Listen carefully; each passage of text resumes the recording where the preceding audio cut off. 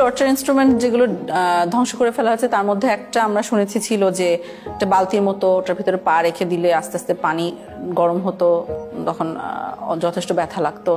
একটা ইনস্ট্রুমেন্ট ছিল যেটা যেটা আপনাকে যদি বেঁধে দেওয়া হয় তাহলে ওটা ঘড়ির কাঁটার মতো ঘোরাতে পারতো, 360 ডিগ্রিজ ঘুরতো। র্যাবের কাছে ঘোরে যে চেয়ারগুলো, এগুলো পেয়েছি। স্বাভাবিক একটা চেয়ারে বসানোর পরে আমাকে ওই হুইল চেয়ারের মতো যেমন পা রাখা যায় ওরকম পাদানি আছে, পাদানের উপরে পা রাখার পরে পা থেকে মাথা পর্যন্ত অনেকগুলো বেল লাগায়। তো পা এইগুলো যখন করছে তখন আমাকে কিছুক্ষণ ঘোরানো হয়েছে। একটা পেয়েছি আমরা কিন্তু ময়লার আবর্জনার ভিতরে, মানে ওটাকে ফেলে দেওয়ার জন্যই রাখা হয়েছিল, আমরা যে ওইখানে খুঁজে খুঁজে বের করে এনেছি। কোনো কোনো ক্ষেত্রে নখকে বিচ্ছিন্ন করে ফেলা হতো, কোনো কোনো ক্ষেত্রে সুই ঢুকানো হতো, এবং কারো কারো ক্ষেত্রে সম্পূর্ণ উলঙ্গ করে ঝুলিয়ে রাখা হতো। মাথা নিচে দিক, পা উপর দিক দিয়ে ঝুলে, আর আমার শরীরে কোনো পোশাক রাখে নাই তখন, একেবারে উইদাউট ড্রেস। তারপরে এলো পাতায় আমাকে দুইজনে একসঙ্গে পিড়াতে থাকে।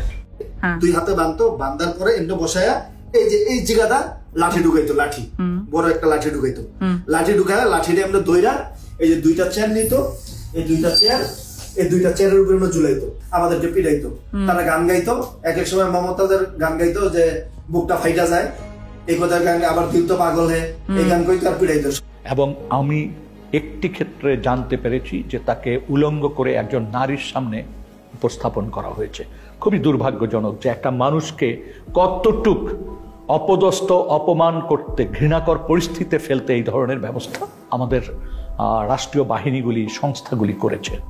আমাকে উলঙ্গ করে আমার লজ্জা স্থানে ইট বাইদা প্রায় 1 থেকে 1.5 ঘন্টা আমাকে এরকম একটা অবস্থায় রাখছে। তো যতই কষ্ট হয় মানে তারা খুব হাসাহাসি করে। যেমন একটা বন্দির ক্ষেত্রে আমরা জানতে পেরেছি যে ওই বন্দিটার গায়ের ওড়না টেনে নিয়ে গেছে কোনো একজন সিকিউরিটি ফোর্সের সদস্য, এবং তাকে বলা হচ্ছে তুই তো একসময় খুব পর্দা করতিস, হ্যাঁ ইসলামিস্ট, তোকে দেখ এখন কেমন লাগে। এইভাবে তুচ্ছ-তাচ্ছিল্য করা হয়েছে।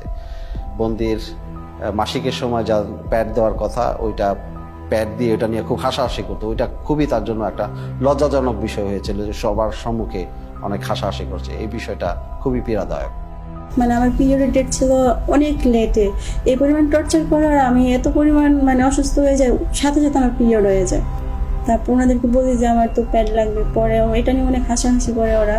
মাসের পর মাস 2 দিন 4 দিন গ্যাপ দিয়ে কাউকে কাউকে প্রতিনিয়ত এই ধরনের জিজ্ঞাসাবাদের মধ্য দিয়ে যেতে হয়েছে, মাসের পর মাস, বছরের পর বছর।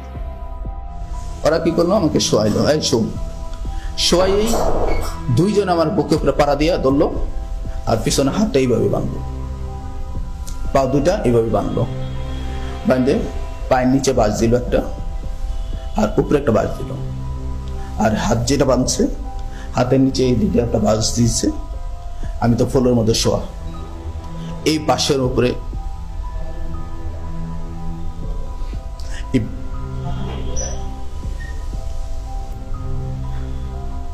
বাসের উপরে আমাকে 4-5 জন দাঁড়াই গেছে। তখন আমার মানে ভিতর থেকে মানে আমি আর কোনো কিছু বলতে পারতেছি না, শুধু একটাই প্রশ্ন করতেছে, তোর বাড়িতে কে কে থাকে, তোর বাড়িতে কে কে থাকে। এবং আমরা দেখি এই জিনিসগুলো মানুষের ভিতরে অনেক বড় ভয় রেখে দেয় অনেক দিনের জন্য।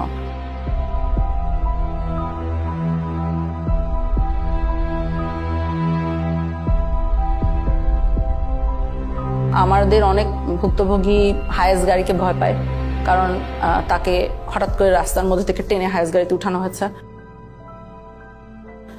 আমাদের অনেক ভুক্তভোগী এসি রুমকে ভয় পায়, কারণ এসি রুমে, টর্চার রুমগুলোতে এসি থাকতো, কারণ আই সাপোজ অফিসাররা যখন এগুলো করতেন ওনারা ঘামতে চাইতেন না। গানটা সাউন্ড আসতো, মানে ঠিক থাকতে পারতাম না, আর শুধু চিৎকার সাউন্ড আসতো। গান বাজিয়ে মারধর করা হতো, যখন সাউন্ড আসতো মানে কোনো প্রকার, আমি তো মানে টেনশন। আমি গানটা আমি কয়েকবার দেখার চেষ্টা করছি, ঠিক মতো আমি দেখতে পারিনি। চিকিয়া কালিয়ারে ওই গানটা আপনি দেখতে পারেন নাই? জি, গানটা আমি কয়েকবার দেখার চেষ্টা করছি, ওইভাবে আমি দেখতে পারিনি।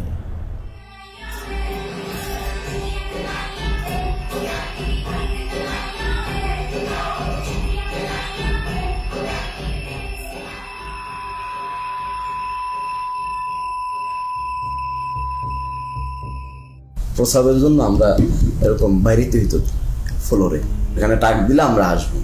প্রসাবে ধরছে মিউজিক ছেড়ে দিছি, ওই আওয়াজও তাদের কাছে পৌঁছায় না, মিউজিকের সাথে তো ওটা হারায় যায়, ওই সাউন্ড আর পাবে না। এরকম কিছু প্রসাব পায়খানা করেছে আমার সামনে, আবার এটা আমরাই পরিষ্কার করতেছি, তারা দিয়ে যে করে তারা দিয়ে পরিষ্কার করে। সে আল্লাহর কাছে বলতে যে আল্লাহ আমার মেরে ফেললেই ভালো, এই কষ্ট দেওয়ার দরকার কি।